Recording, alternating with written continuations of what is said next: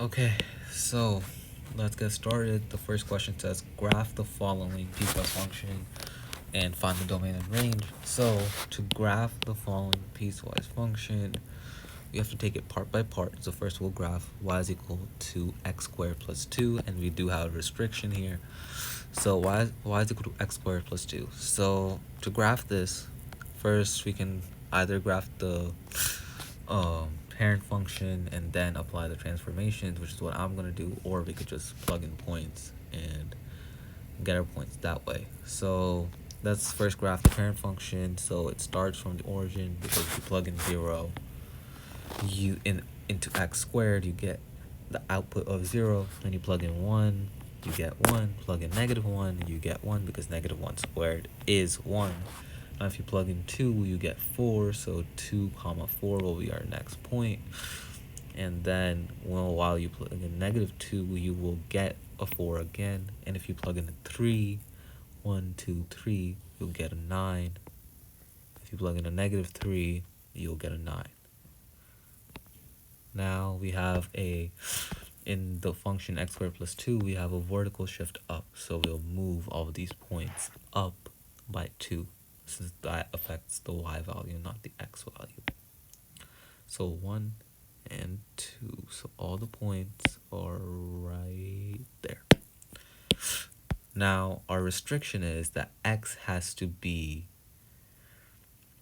less than or equal to 4. So 4 is right here. Now if 4 is right there, our graph actually doesn't show what the point will be at 4.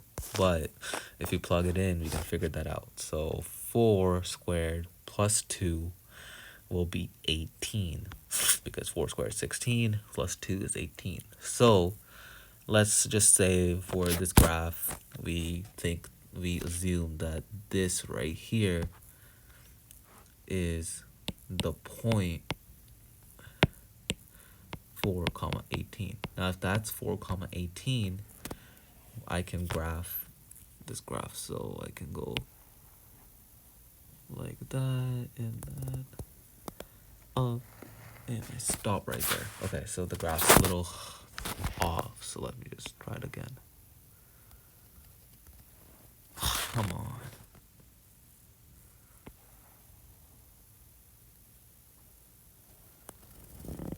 Okay, I think that's the best I can do.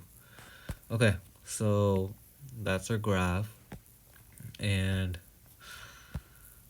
so, okay, so since the restriction is it's also equal to 4, it's a closed circle instead of an open circle.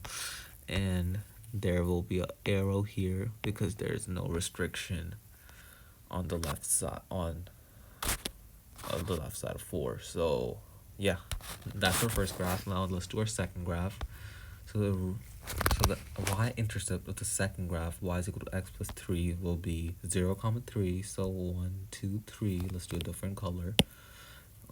1, 2, 3. So right there, and then we graph the points, but we also have a restriction here, so we'll have to be careful of that. So we graph all the points.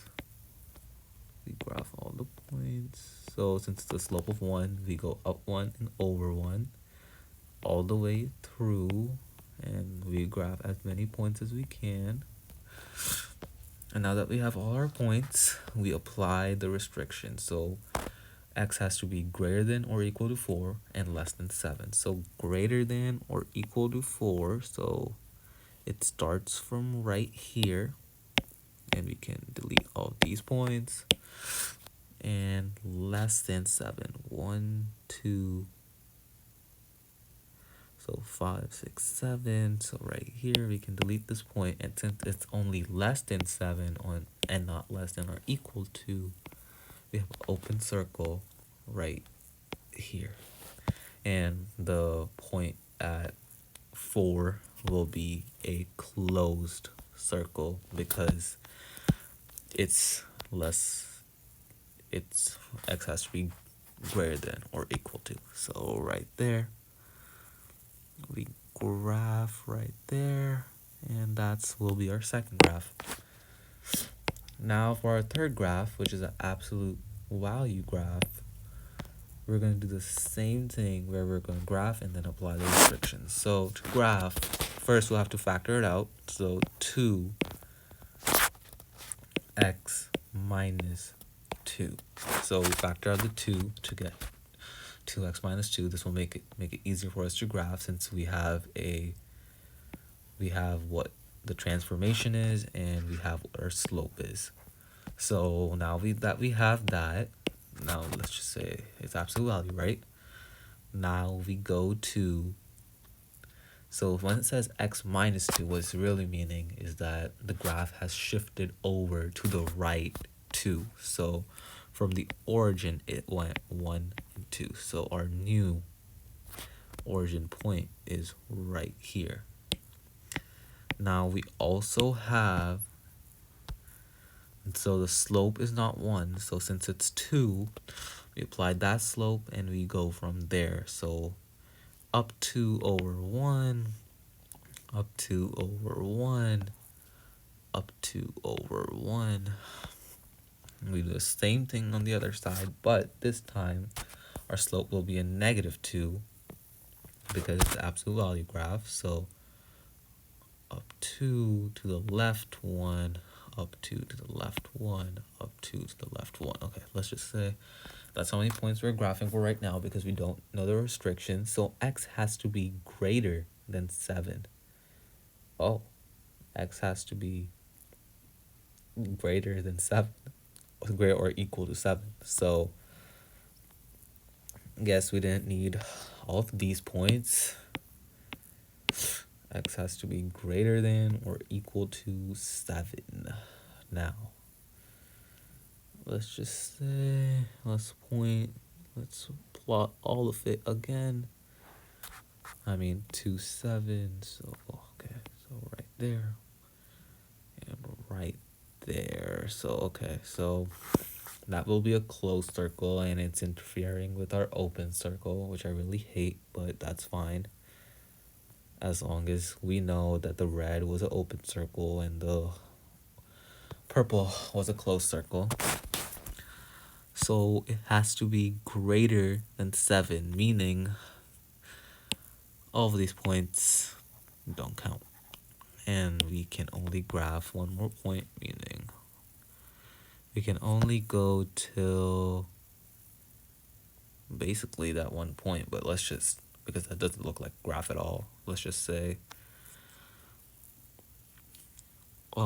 we go up 1 and over 1. So right there, let's just do that because it just looked kind of weird to me.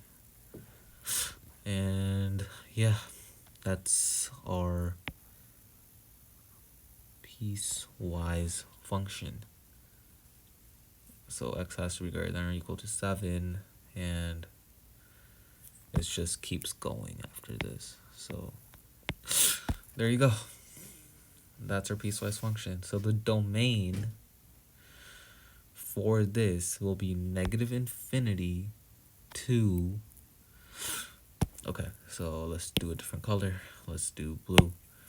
So the domain will be -infinity. So it starts from -infinity and then it goes to infinity, but there are stops along the way. So we do have to include those stops.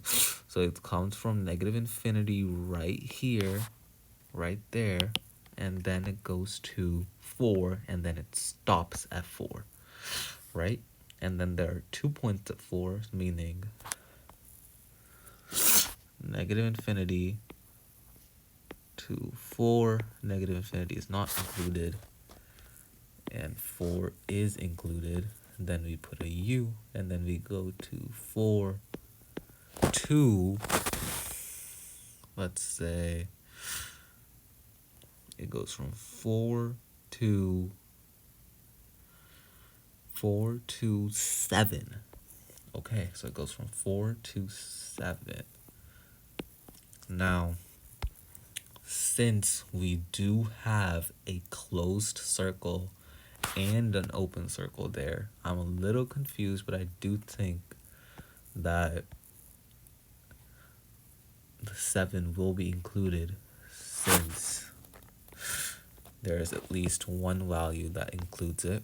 I think that's correct. And then from 7, we go all the way to infinity. Included 7. Okay, so the only part of confusion is that that might be a parentheses instead of a bracket. So, yeah, I think I did everything correctly. And now we have our our range. So our lowest point on this is surprisingly not negative infinity. So our lowest point on this is right here. What point is that? 2. So it goes from 2. Let's say it goes from 2 to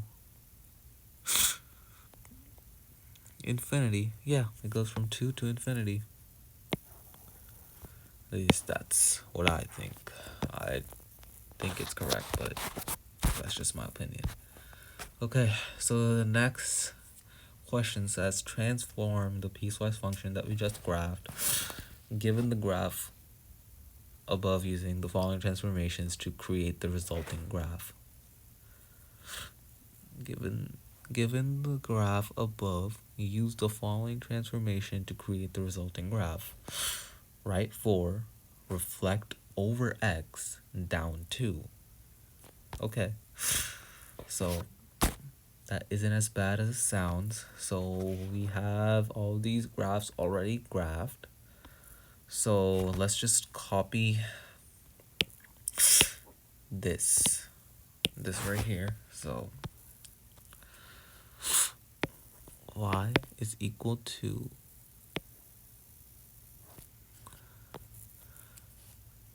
x squared plus 2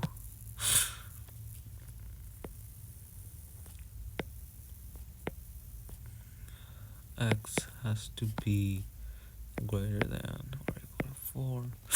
We do the same thing for all of them.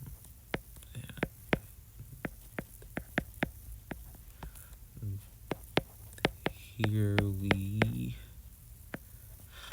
Okay, so here we go.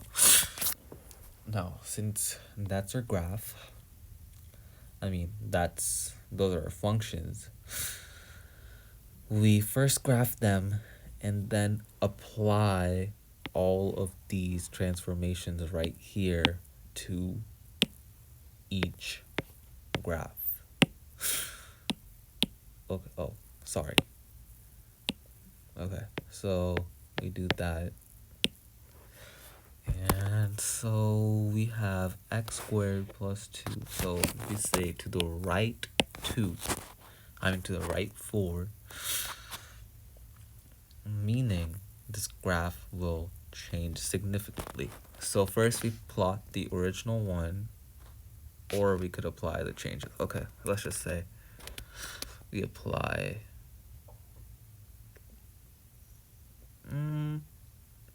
Okay, let's say we graph them first. Okay.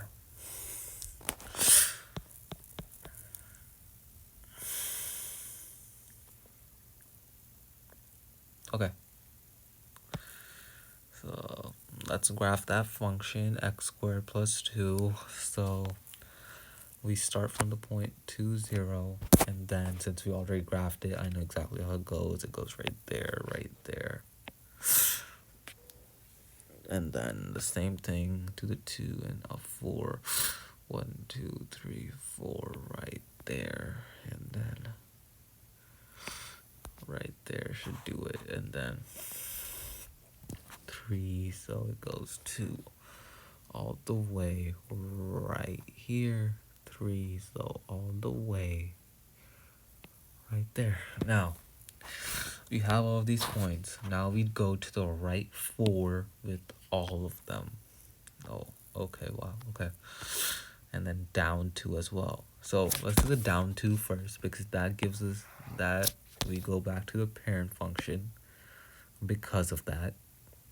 And now let's do the reflection over x-axis. So we're reflecting over the x-axis, meaning if this is our function x minus, what is it, x minus 4 squared, meaning we're doing that. Okay, so that's all right, that's not bad. So we just change all the, let's say, all the y values to its reciprocal, opposite. Okay, so we just go, if it's the y value is 1, we go, it's -1. If it's 1, it's -1. If it's 4, it's -4.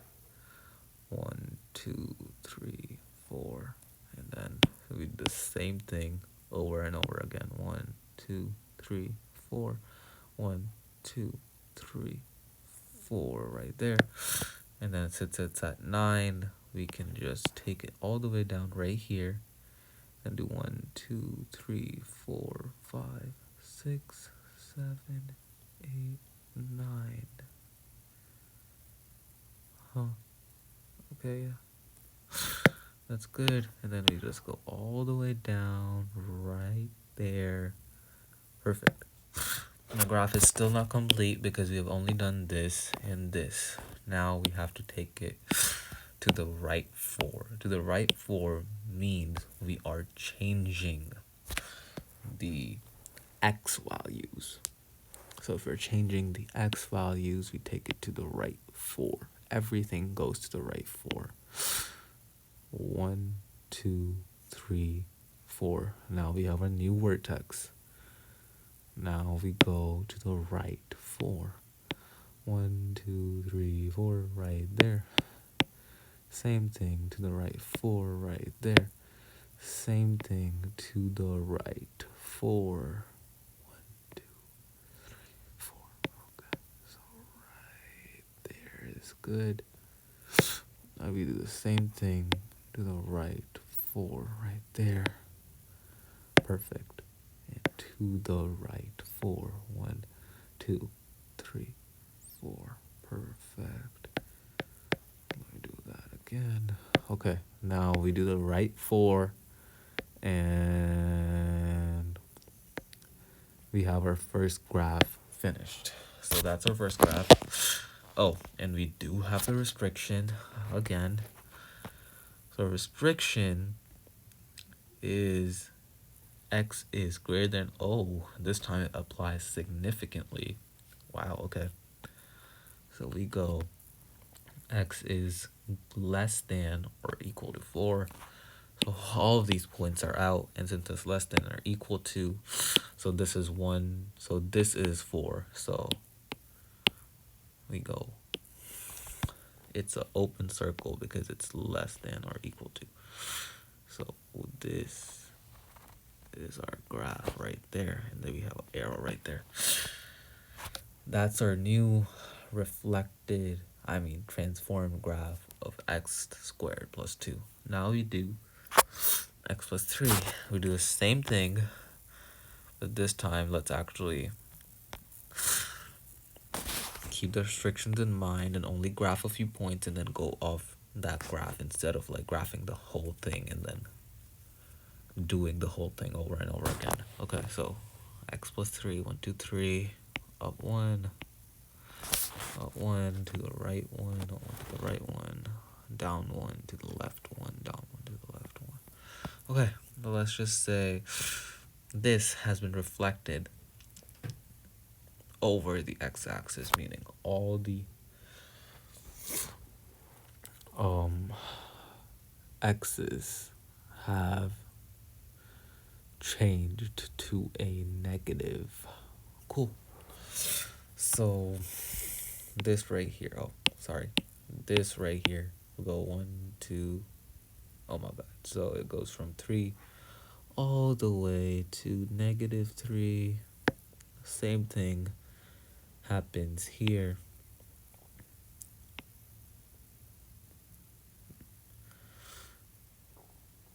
Okay, so it goes from Ooh, so it goes from 2 to -2. So right there and right there. Now this goes from -4 to, +4 to -4.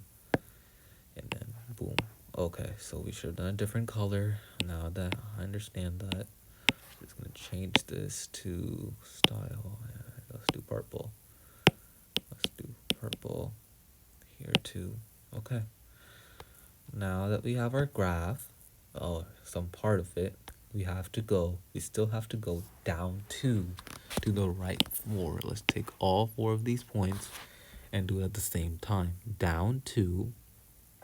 So 1, 2, right there, and to the right 4. 1, 2, 3, 4. So right. Oh, there, please. Okay, there we go. So now that we have all the transformations done, we just have to pay attention to the restrictions. So 4 equals greater than or equal to 4. So, right, greater than or equal to 4 and less than 7. So 4, 5, 6, 7. Now we have 4, so this is a closed circle because it's greater than or equal to, and then we go 6, 7. Bam. We are done with this graph as well. Now that we have that, now that we're done with that, let's move on to the next one. 2x minus 4. Now this is going to be the absolute value function, but let's see. So it's 2x minus 4. Graph the original, which is starts from here and the slopes 2, right there. Okay. Now that we have that, we do a reflection over the x-axis, meaning all the x's become negative. So from a 2, it becomes a -2. So that's not terrible. Oh, should have done a different color. Let's do that. Let's make it red. Oh, wow. Okay, let's make it pink. Style, pink, style, pink. Okay, now that we have done that, let's do pink. Okay, now it's pink, right? And oh, sorry, I was talking about colors. Okay, so now that we have reflected over the x-axis, we can take it down 2 and right 4. So we can go 1, 2, 2, and 2, and to the right 4. 1, 2, 3, 4. 1, 2, 3, 4, and then this point will be right there. Okay, now that we have that, we just look at our restrictions. X has to be greater than 7, meaning right there, and we do the same thing, and our slope this time, because we flipped it over the x-axis, will be a -2 instead of a +2. So 1, 2 to the right there, 1, 2 to the right there, 1, 2 and right there. Okay, so that's our slope, and now we can get rid of the extra points, and now we have x is greater than 7, all graphed. And now comes my favorite part, the inverse. Perfect. Okay, so find the inverse of f of x. State the domain of the original function. So the domain of this function, so for my visualization, this is also equal to 1/4 x minus 1 to the third plus 2. it just makes it easier for me to understand. So yeah, so that's for my visualization. And now, since we have that, let's state the domain.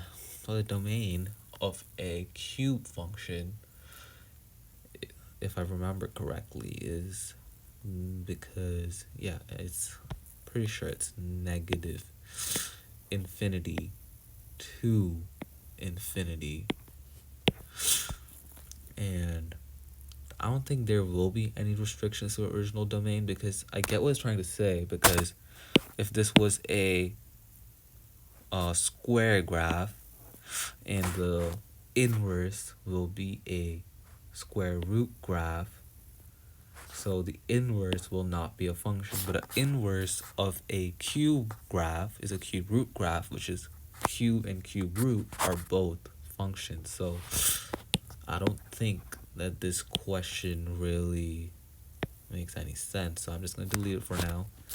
And yeah, and then I'm just gonna find the inverse function.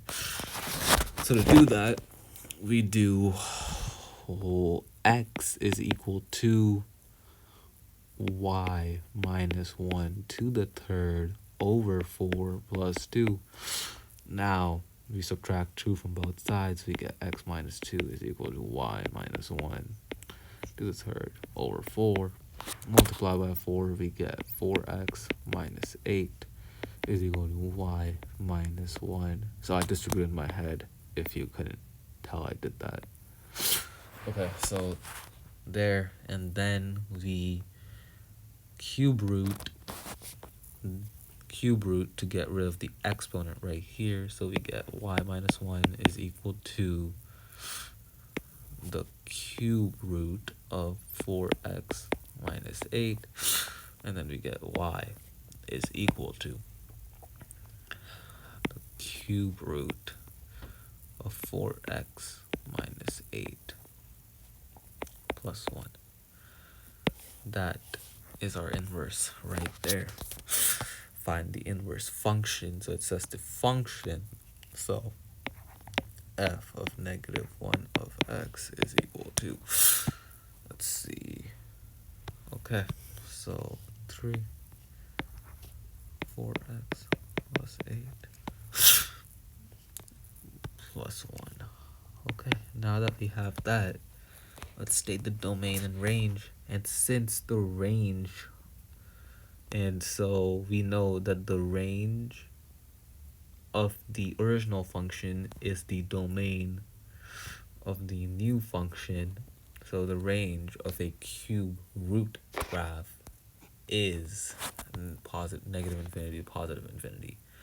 So the domain and range of this graph should both be negative infinity to positive infinity. There we go. And verify the instruction using composition. So composition is a property which says f of g of x is equal to x, and g of f of g of g of f of x should also be equal to x. So I know it looks complicated. Oh, you're the teacher. Okay, so it looks complicated to me, but it's not that complicated at all. So if we plug in g of x, or the inverse function, so g of x basically is the inverse function. So the inverse function, so we plug in the inverse function into the function f. So the inverse function is 3 cube root of 4x plus 8 plus 1 in parentheses. So which will be equal to, okay, so this is gonna get really hard for me to write, but just bear with me. So it's gonna be 4x plus 8, and then on the outside we get plus 1 cube root, and then we get minus 1 right here. Beautiful. That just gets canceled out, so that's really good. Okay, so all of this is cubed, and then we have a plus 2. Okay, wow, okay. We have a plus 2. Plus 2. Wow, okay. All over, okay, not all over 4, but this part is over 4. Okay, so let's just solve this big chunk right here. Okay, now we're solving that. So plus 1 and minus 1 just cancel themselves out, and then the cube root and the cube root right here and the cube right here also cancel themselves out. So we get left with 4x plus 8 over 4 plus 2. I must have done something wrong. Okay, yeah, that's what I thought, because this is not plus 8, that's minus 8 right there. So here it's also minus 8, because I just did in my head and it wasn't getting to x. So I knew that I didn't do it right. So this is really useful for checking as well if you're doing a test. I mean, if I'm doing a test, note to self. Okay, so we do that and we get x minus 2 plus 2. So x. So f of g of x is equal to 0. I mean, not 0, what I'm saying. X, because that cancels out. Now we also have to do g of f of x, which is still gonna be very messy, but it's gonna be fine. G of f of x, right? So f of x is our original function. So if f of x is an original function, so f of x is, what is it? Okay, so it's a very long function. X minus 1 cube over 4 plus 2. Perfect. There we go. Okay. Okay. Now we just do that right. Now we just plug it in into the function of g, which is the inverse of f of x.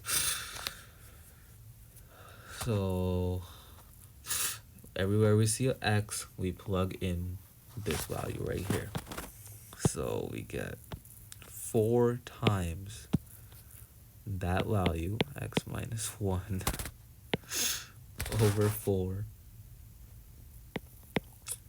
So this is to the third plus 2. Okay, wow, okay. Now that we have that done, on the outside, we have minus, not on the outside, but right here, we have minus 8.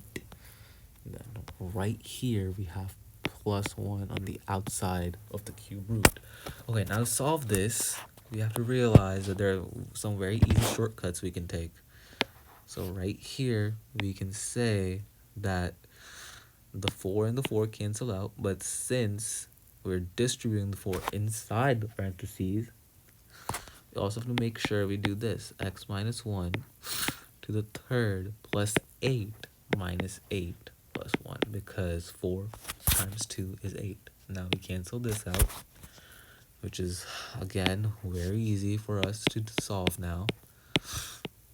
X minus 1 to the whole cube root, it's all cube root plus 1. Okay, now since it's all cube root, I mean cubed, the cube root and the cube cancel out. So right there, x minus 1, x minus 1 plus 1. Now we get g of f of x is equal to x, because that cancels out as well. And we are done. Okay, thank you. This was day 1, and I'm sorry for taking so long to do this.